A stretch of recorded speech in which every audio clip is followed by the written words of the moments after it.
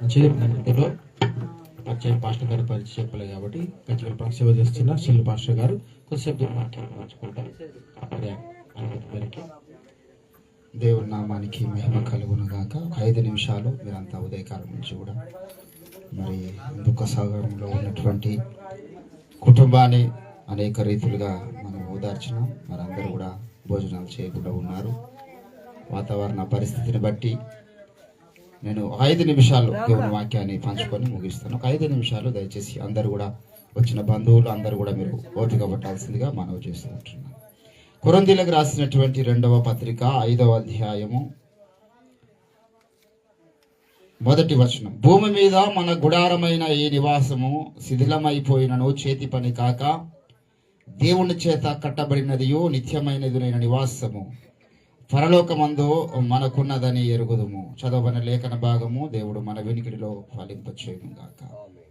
ప్రభునందు నాకు అత్యంత ప్రియులారా, ఈ లోకంలోనికి మనం రావడానికి ఇది నీకు నీవుగా కలగజేసుకున్నటువంటి ప్రక్రియ కాదు. నువ్వెలా వచ్చావు ఈ లోకంలోనికి? నీ జీవము నీలోనికి ఎలా వచ్చింది? నువ్వు ఏ రీతిగా పుట్టినావు? ఒక తల్లిదండ్రి యొక్క కలయిక ద్వారా దేవుడు ఆశీర్వదిస్తే దేవుని యొక్క ఆత్మ దేవుని యొద్ద నుండి బయలుదేరని యొద్దకు వచ్చింది. ఆత్మ తను అనుగ్రహించిన తండ్రి యొద్దకు మరలా చేరునన్నాడంటే మనకు దేవుడు ఆత్మను అనుగ్రహించిండు. దాన్ని తీసుకునే అధికారము ఆయనకే ఉన్న తప్పితే ఎవరికి లేదు. ఇది మొదట ప్రతి ఒక్కరు గమనించాలి. ఏ కులంలో ఉన్నవారైనా, ఏ మతంలో ఉన్నవారైనా, ఏ వర్గంలో ఉన్నవారైనా, స్త్రీ అయినా పురుషుడైనా ఎవరైనా నీ ఆత్మ మీద నీకు అధికారం లేదు. నిన్ను నీవు చంపుకోవడానికి ఎప్పుడు ప్రయత్నం చేయకూడదు. ఆ రకమైనటువంటి ఆలోచన యుగ సంబంధమైనటువంటి దుష్టుని వలన, సాతాను వల్ల కలిగేటటువంటి ఆలోచన. కొంతమంది వ్యక్తులు దేవునికి ఉపయోగపడే వాళ్ళు ఉంటే వారిని చంపడానికి సాతాను ఎన్నో రీతులుగా ప్రయత్నాలు చేస్తాడు. ఎవరు కూడా మరి మనల్ని మనము చంపుకోవడమైనటువంటి ప్రక్రియలోనికి వెళ్ళొద్దు. ఆ రకమైన ప్రక్రియ ఒకవేళ అటువంటి ఆలోచనలు వస్తే వెంటనే సేవకులను పిలిపించాలి. ఎవడో నా మీద మంత్రాలు చేస్తున్న ఈ రీతిగా చచ్చిపోవడానికి, ఏవో కొన్ని శక్తులు నన్ను చంపడానికి ప్రయత్నం చేస్తున్నాయి. నా జీవితంలో చాలాసార్లు అట్లా నాకు చచ్చిపోదామని ఆలోచనలు వచ్చినాయి. చాలాసార్లు నాకేం అప్పుల బాధలు లేవు, నొప్పుల బాధలు లేవు, నాకేం భార్య పిల్లల బాధలు లేవు, సమాజం బాధలు లేవు, నాకు ఏ బాధలు లేవు. కానీ నాకు చచ్చిపోదామని ఆలోచనలు కొన్నిసార్లు వచ్చినాయి. ఎందుకంటే కొన్ని శక్తులు వచ్చి వీడిని చంపడం వల్ల వీడు దేవుని సేవలో వాడపడకుండా అయిపోతాడు. కాబట్టి వీడిని చంపాలి, వీనికి చచ్చిపోయే ఆలోచనలు పుట్టించాలి. దేవుని బిడ్డలారా, ఇక్కడ దేవుడు అంటున్నాడు, భూమి మీద ఈరోజు మన గుడారమైనటువంటి ఈ నివాస స్థలంలో ఉన్న నీవు ఏదో రీతిగా ప్రతి ఒక్కరం చచ్చిపోతాం. చచ్చిపోయిన తర్వాత ఎటు వెళ్తున్నాం అనేది ఆలోచన చేయాలి. అప్పుడు మనిషి జీవితం మీద కొంతమందికి ఆశ ఉంటుంది, ఆసక్తి ఉంటుంది. ఒక భక్తుడికి తెలుసు ఎటు వెళ్తాడో. ఆయన ఏమని తెలుసా? నేను చావను, సజీవుడనై యెహోవా క్రియలు. ఎప్పుడు మన నాకుతో ఆ మాట అనంట. ఎప్పుడు కొంతమంది నేను చస్తా, చిన్న మాట వచ్చిన చచ్చిపోతా, పెద్ద మాట చచ్చిపోతా, జర్ర అప్పులైనా చచ్చిపోతా, జర్ర అనుకున్న పరిస్థితులు లేకపోతే చచ్చిపోతా. నోటితో అనొద్దు. జీవ మరణములు 4 వశంలో ఉన్నాయి. నేను చావనండి, నేను బ్రతుకుతా. నీకు ఎన్ని బాధలు ఉన్నాయి కాక, నేను బ్రతుకుతాను. నీకు ఆయుష్ పెరుగుతుంది, ఆరోగ్యం పెరుగుతుంది. చిన్న మాట అనగానే చచ్చిపోతానండి. కొంతమంది పిల్లల మాట, వాడు చస్తే బాగుండే. ఎందుకు శపిస్తారు అట్లా? నీ నాలుకలో శక్తి ఉంది. మనం ఎవరికి శాపనార్థాలు పెట్టొద్దు. ఎవరిని మన నోటితో చచ్చిపోనుగా కానొద్దు. మనం కూడా చచ్చిపోతా అనొద్దు. ఆ మాట రావద్దు మన నోటికి. పొరపాటున కూడా మీరు ఆ మాట అనొద్దు అంటాడు పౌలు. జీవం మీద ఆశ నీకు లేకపోతే ఎట్లా? నీ గురించి నీకు, నీ బ్రతుకు మీద ఆశ లేకపోతే ఇంకెవరికి ఉంటుంది? దేవుని బిడ్డలారా, లోకంలో ఎవరు కూడా మనం మంచిగా ఉండాలని కోరుకునే వాళ్ళు లేకపోయినా నీకన్నా ఉండాలి. నేను మంచిగా ఉండాలి, నేను దేవుని కొరకు బ్రతకాలి. ఏంటండి ఇక్కడ భూమి మీద మన గుడారమైనటువంటి ఈ నివాస స్థలము శిథిలమైపోయిన తర్వాత అనగానే ముందు ఒక మాట అంటాడు పైన. ఏమన్నాడు తెలుసా? పౌలు ఆ మాట చెప్పిన తర్వాతనే ఈ మాట అన్నాడు. ఏమనొచ్చుండ ఒకసారి 16వ వచనంలో 4:16 అంటున్నాడు, కావున మేము అధైర్యపడము, మా బాహ్య పురుషుడు కృషించినను అంతరంగ పురుషుడు దినదినము నూతన పరచబడుచున్నాడు, మేము దృశ్యమైన వాటిని చూడక అన్నాడు. దృశ్యమైన వాటిని చూడక అదృశ్యమైన వాటిని నిదానించి చూస్తున్నాం. ఈ అదృశ్యమైన దాంట్లో 2 ఉన్నాయి. చనిపోయిన తర్వాత మన కంటికి కనబడేవి. అని నిజమేనా అంటే చచ్చిపోయినట్టు తెలుస్తుంది. భూమి మీద బ్రతికినప్పుడు ఎంతమంది చెప్పినా వినరు. అది అదృశ్యం. ఎవరికి చనిపోయి. ఇప్పుడు నాలో ఆత్మ ఉన్నదండి. ఆత్మ ఉన్నది కాబట్టి నేను మాట్లాడుతున్నా. ఆత్మ లేకపోతే నన్ను మనిషి అన్నారు. శవం అంటారు. కానీ నాలో ఆత్మ మీకు కనిపించదు. మీలో ఆత్మ ఉన్నది, కూర్చొని వాక్యం వింటున్నారు, కానీ మీ ఆత్మ నాకు కనిపించదు. అట్లా కనబడకుండా ఉన్నటువంటి ఒక ఆత్మ ఉన్నది. అది చచ్చిపోయిన తర్వాత పోయే ఒక స్థలం ఉన్నది. యేసు ప్రభునందు విశ్వాసం ఉంచి మారు మనసు పొంది చచ్చిపోతేనేమో వాడు ఖచ్చితంగా పరదేశమైనటువంటి ఒక స్థలంలో ఉంటాడు. యేసు ప్రభునందు విశ్వాసం లేదు, నమ్మకం లేదు, యేసు ప్రభు అంటే మా దేవుడు కాదు, ఆయన మాలమాదిగిన దేవుడు, మాకు సంబంధం లేదు, మా కుల దైవాలు మాకున్నాయి, మా వర్గాలు మాకున్నాయి, మా పద్ధతులు మాకున్నాయి అనుకోవచ్చు. చచ్చిపోయిన దాకా ఎవరు బలవంతం చేయరు, అనుకోవచ్చు, బతుకోవచ్చు అట్లా. కానీ చచ్చిపోయిన తర్వాత ఒకవేళ అదే లైవ్లో ఉండి నువ్వు చచ్చిపోతే అవతలికి పోయిన తర్వాత ఘోరమైనటువంటి అగ్నిగంధకంలో గుండం ఉన్నది. అది కూడా నీకు ఇప్పుడు కనిపించదు, చచ్చిపోయినాక కనిపెడుతుంది.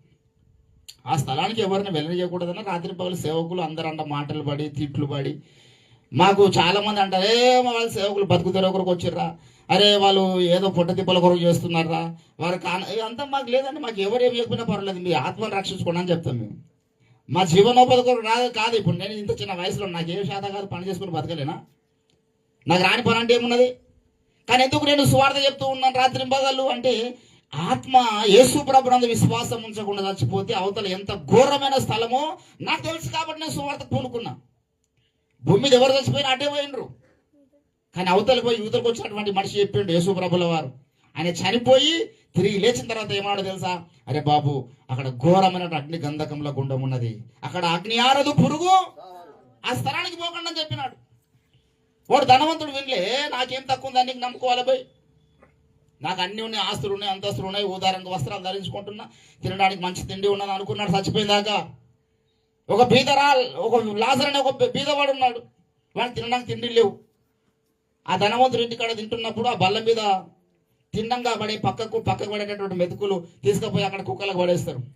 ఆ కుక్కలకు పడేసే స్థలంలో ఈ లాజర్ అనేవాడు ఎదురు చూస్తూ ఉన్నాడు. ఈ అన్నం తీసుకుపోయి పడేస్తే ఆ కుక్కలు తింటున్న అన్నం తిని ఉన్నాడు. ఒక పక్క కుక్కలు, ఒక పక్క ఈయన తింటున్నాడు అండి. శరీరం అంతా కురుపులతో బాగలేదు. కానీ యేసు ప్రభువుకి విశ్వాసం ఉంచిన లాజర్ అనేవాడు ఆ ఊదా రంగు వస్త్రం ధరించుకొని ధనవంతుడు కూడా ఉన్నాడు, మంచిగా హ్యాపీగా జీవిస్తున్నాడు. ఇద్దరు ఒకటే రోజు చచ్చిపోయినరు.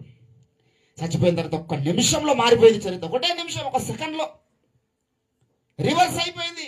అవతలికి పోయిన తర్వాత వాడేమో ధనవంతుడేమో అగ్నిగంధకముల గుండంలో కాలుతూ, తండ్రి అయిన అబ్రహామా నా నాలుకను చల్లార్చుటకు దయచేసి ఒక చుక్క. ఏంటంటే ఈ భూమి మీద ఈ చిన్న సమస్య వచ్చిందని ఏడుస్తారు కొందరు. అడిగి పోతే మరి నువ్వు యేసుప్రభు నమ్మకుండా చచ్చిపోతే, ఏదో సమస్య వచ్చిందని చెప్పేసి నువ్వు ఆత్మహత్య చేసుకుంటే ఆ నరకంలో పడ్డ తర్వాత ఇంకా పెద్ద వేదన ఉన్నది. మరి అది రాత్రి మగలు శరీరం అంతా కాలుతూ ఉంటుంది, నీకు ఓదార్చేవాడు ఉండడు, ఒక చుక్క నీటి పట్టు దొరకది. ఒక రోజు 2 రోజులు కాదు, యుగ యుగాలు నువ్వు అట్లా కాలుతూనే ఉండాలి.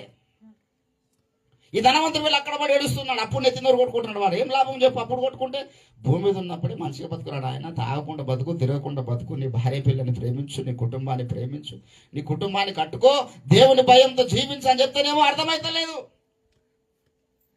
ఆడిపోయిన తర్వాత అయ్యో నేను తప్పు చేసినాను, రొమ్ములు బాదుకుంటే లాభం లేదు. దేవుని బిడ్డలారా, ఈ భూమి మీద చాలా మంది ధనవంతుల్లాగా, మేము చాలా ఉన్నతమైనటువంటి వర్గం వాళ్ళము, మేము చాలా హ్యాపీగా జీవిస్తున్నాము, మంచి ధనవంతులము, మాకు ఆస్తులు ఉన్నాయి, అంతస్తులు ఉన్నాయి, సమాజంలో మంచి పేరుంది, మాకెందుకంటే యేసుప్రభు అనుకుంటున్నారు.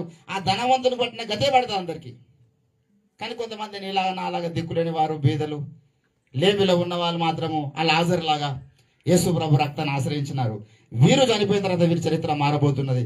అబ్రహాము రొమ్మున ఆనుకొని దగ మెరిసిపోతున్న వస్త్రాలతో ఉన్నారు. ఇవి అదృశ్యమైన సంగతి. ఇప్పుడు దేవుడు అంటేనే అదృశ్యం. ఎవడు వాళ్ళు నమ్ముతున్న దేవుని చూపెట్టమంటే వాళ్ళు చూపించరు, నా దేవుడు నేను చూపించా, విశ్వాసమే ఏంటంటే. కానీ చనిపోయిన తర్వాత మాత్రం ఈ వాస్తవాలు ఉన్నాయి. ఇవి చనిపోయిన తర్వాత there are 2 order facts are there. ఒకటేంటంటే పరలోకం అనేది ఒక సత్యం ఉన్నది, నరకం అనేది ఒక వాస్తవం ఉన్నది. ఇది రియల్. నీకు మరణం ఎంత వాస్తవమో, చచ్చిపోయిన తర్వాత నరకం పరలోకం అనేది కూడా అంతే వాస్తవం. అది భ్రమ కాదు. ఇక్కడ చచ్చిపోతే ఇంకో తల్లి కడుపులో పుట్టడం అనేది లేదండి. అటువంటి అవాస్తవాలు నమ్మకండి. అట్లా అని చెప్పేసి మీ ఆత్మ మీద మీకు అధికారం లేదు. ఈ యొక్క సాయంకాల సమయంలో దేవుడు నాకు ఈ మాట చెప్పన్నాడు. ఇప్పుడు సహోదరుడు సాయులు తనకున్నటువంటి ప్రెజర్స్, తన మీద ఏ రకమైనటువంటి శక్తుల ప్రభావం పడ్డదనేది మనకు తెలియదు. తనకు మంచి గొప్ప ఫ్యామిలీ ఉన్నది, మంచి కుటుంబం ఉన్నది, భార్య పిల్లలు ఉన్నారు. మరి ఏ రకమైన దాడి తన మనసు మీద జరిగిందో మనకు తెలియదు. ఆయన ఇట్లా మరి దేవుని దగ్గర ఏ రీతిగా అడిగిపోయిన తర్వాత మరి దేవుని దగ్గర క్షమాపణ కూడా మనకు తెలియదు. నరకంలో అయితే పడడు, ఎందుకంటే తను కూడా నమ్మి బాప్తిసం పొందిండు, మారు మనసు పొందిండు. మరణము సమయంలో ఏ రకమైన ప్రెషర్స్ ఆయన మీద పడ్డాయో మనకు తెలియదు. ఇప్పుడు ఏ సమస్య లేని నాకే చాలాసార్లు చచ్చిపోదామని తలంపులు సాతాను తీసుకొచ్చి ఇచ్చాడు. దేవుని బిడ్డలారా, కాబట్టి బ్రతికిన మనము జాగ్రత్త పడాలి. నీలో ఉన్న ఆత్మ దేవుడు పెట్టినటువంటి దీపం, దాన్ని ఆర్పే ప్రయత్నం నువ్వు చేయొద్దు. నీకు హక్కు లేదు. నువ్వు ఇంకో ఆత్మను పుట్టించగలుగుతావా? పుట్టించగలుగుతారా? దేవుడు అంటే ఆత్మను పుట్టించిన వాడు, ఆయనకి అధికారం ఉంది. ఇప్పుడు నాకు ఎన్ని బాధలున్నా నేను చంపుకోను. ఆయన బ్రతికించిన దగ్గర బ్రతకాలి, ఆయన తీసుకోవాలి నా ఆత్మ. ప్రాణాపాయ స్థితులు రాని నాకు చెట్టు కట్టేసి 20 మంది కొట్టని, నాకు అగ్నిడేసి కాల్సిన ఏమని నేను మాత్రం నేను చంపుకోను. ఎందుకు? ఇది నాది కాదు, నేను విలువ పెట్టి కొనబడిన వాడను. హల్లెలూయా. భూమి మీద మన గుడారమైనటువంటి ఈ నివాస స్థలము శిథిలమైపోయిన తర్వాత చేతి పని కాక పరలోకమంది ఇంకో గుడారం కడుతున్నాడు దేవుడు. ఆ దేహాన్ని మనం ధరించుకుంటాం. అందుకే యోహాను సువార్తలో యేసు ప్రభుల వారు అంటారు 5వ అధ్యాయము 38వ వచనంలో ఏమని తెలుసా? అమ్మా, ఒక కాలం వస్తుంది, మీరు ఆశ్చర్యపడకండి. ఆ కాలంలో సమాధిలో ఉన్న వాళ్ళందరూ లేస్తారు. అందరూ లేస్తారు. ఏ కులం వారైనా, ఏ మతం వారు అందరూ లేస్తారు. కానీ యేసు రక్తం అది విశ్వాసం ఉంచిన వారి యొక్క ఆత్మనేమో పరలోకానికి పోతుంది. యేసు ప్రభు అది విశ్వాసం ఉంచకుండా చనిపోయిన వారు ఉంటారు కదా, వారు కూడా లేస్తారు మళ్ళా. కానీ వారు నరకంలోనికి వెళ్ళడానికి లేస్తారు. అప్పుడు అర్థమవుతుంది అందరికీ. ఈరోజు యేసు ప్రభు బోధ అంటే ఇష్టం లేకుండా ఉన్న వాళ్ళు ఉండొచ్చు. కాబట్టి దేవుని బిడ్డలారి యొక్క సాయిలు మరి జ్ఞాపకార్థ కూడిక సందర్భంగా మిమ్మల్ని ఏ మాటలు చెప్పి కూడా మేము ఓదార్చలేము. ప్రత్యేకంగా తన సతీమణిని ఓదార్చలేము, వారి పిల్లల్ని ఓదార్చలేము, కన్న తండ్రిని మనం ఓదార్చలేము, తోడబుట్టినటువంటి అన్నదమ్ముల్ని ఓదార్చలేము, తల్లిని ఓదార్చలేము. ఎవరి పేగుబంధం అండి. నా కడుపున పుట్టినటువంటి వాళ్ళు చచ్చిపోతే ఎంత వేదన ఉంటుందో నాకు తెలుసు. నేను చచ్చిపోతే మా అమ్మకి ఎంత వేదన ఉంటుందో నాకు తెలుసు. అది రక్త సంబంధుల యొక్క వేదన ఎవరు కూడా పూడ్చలేరు. మన పిల్లలు చిన్న తప్పు చేస్తే ఎంతో బాధపడతాం తల్లిదండ్రులుగా. అటువంటిది వాళ్ళు ఈ లోకాన్ని విడిచిపెట్టిపోయారంటే ఎంత వేదన ఉంటుంది. దేవుడే మీ కుటుంబాన్ని ఓదార్చాలి. ఈ మాటల చేత ఒకరినొకరు ధైర్యపరచుకుందాం. నేను నమ్ముతున్నా సాయిలు గారు ఖచ్చితంగా మనల్ని కనబడతారు. నువ్వు జాగ్రత్తగా జీవిస్తే నీ ఆత్మ, దేవా ఇది నీ కొరకు ఆశీర్వకరంగా బ్రతికించు, నేను నా కొరకు బ్రతకొద్దు, బ్రతుకుంటే క్రీస్తే అని నువ్వు అనగలిగినప్పుడు, నేను చావను సజీవుడనే దేవుడి యొక్క ఆశ్చర్యక్రియలు నెరవేర్స్తానంటే ఈరోజు 70 ఏళ్ళలో నీకు ఇంకా 30 ఏళ్ళ ఆయుష్ దేవుడు పెంచుతాడు. నీకు బతికి మీద ఆశ ఉండాలి. నీకే ఆశ లేకపోతే ఆయన చేస్తాడు, ఆయుష్ తగ్గిస్తాడు. అరే వీనికి ఆశ లేదురా భయ్, బతికించే లాభం. సరే 120 ఏళ్ళు బతికిద్దాం అనుకుంటున్నా, వానికి ఇష్టం లేదు కదా, 90 ఏళ్ళకి తీసేసుకోండి అంటాడు. అప్పుడు మరణము వెళ్తూ వస్తుంది నీ దగ్గరికి. నువ్వు ఆశపడు, నేను బ్రతుకుతానయ్యా, ప్రార్థన చేస్తా, నీ పని కొరకు జీవిస్తా అంటే నీకు దేవుడు ఆయుష్ పెంచేవాడై ఉన్నాడు. ఇసుకి అట్లా ప్రార్థన చేసి 15 సంవత్సరాలు ఆయుష్ పెంచుకున్నాడు. మనం ఆయుష్ను పెంచుకునే వారు ఉండాలండి. మన ఆయుష్ మన కాలానికి ముందు మనం చనిపోయే వారిగా ఉండదు. దేవుడు కొద్ది మాటలు మన విడికిలో ఫలింపచేయను గాక. దైవ సేవకులు చిన్న ప్రార్థన, స్వరాజ్ గారు చిన్న ప్రార్థన చేస్తాం. ప్రార్థన చేసుకుందాం. ప్రేమగల మా తండ్రి, నా యేసయ్య నీకు వందనాలు ప్రభా.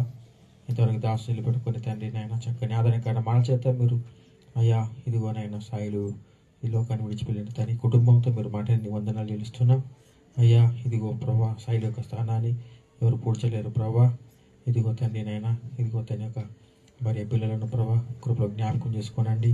వీళ్ళ యొక్క ఆదరణ దయచేయండి, విశ్వాసం దయచేయండి, దీక్షణ దయచేయండి అయ్యా. ఇదిగో ప్రభా, ధైర్యం కోల్పోకుండా నేను విశ్వాసం జీవించడానికి సహాయం దయచేయండి. కుటుంబాన్ని పోషించండి, కుటుంబం సంరక్షణ పోషకుడు మీరు ఉండండి నాయన. తల్లిదండ్రులను దీవించండి ప్రభా, జ్ఞాపకం చేసుకోండి, ఆశీర్వదించండి అయ్యా. తమ్ముళ్ళను ప్రభా అందరినీ, ఇదిగో బంధుమిత్రులందరినీ వచ్చినందరిది అయ్యా కృపలో జ్ఞాపకం చేసుకుని ఆశీర్వదించండి తండ్రి నాయన. ఇదిగో ఇంతవరకు అయ్యా మేమైతే కొద్దిసేపు ఆదరించాము కానీ ప్రభా మీరు ఆదరణకర్తగా ఎల్లప్పుడూ వారితో ఉండండి. విడవక ఎడబాయక అని ఆదరిస్తూ బలపరుస్తూ ధైర్యపరుస్తూ కుటుంబాన్ని విశ్వాసం స్థిరపరుస్తూ రాకడ కొరకు కుటుంబాన్ని అయ్యా ఇదిగో నాయన సిద్ధపరిచి 2వ రాకడలో అయ్యా తిరిగి కలుసుకుంటామని నిరీక్షణ కుటుంబాన్ని కనుగరించి మీరు మహిమ పొందామని మరొకసారి వచ్చినందరినీ కృపాసనకు అప్పగిస్తూ సమస్త గణిత మహిమనికి ఆరోపిస్తూ యేసు నామమున గురించి నామ తండ్రి ఆమేన్.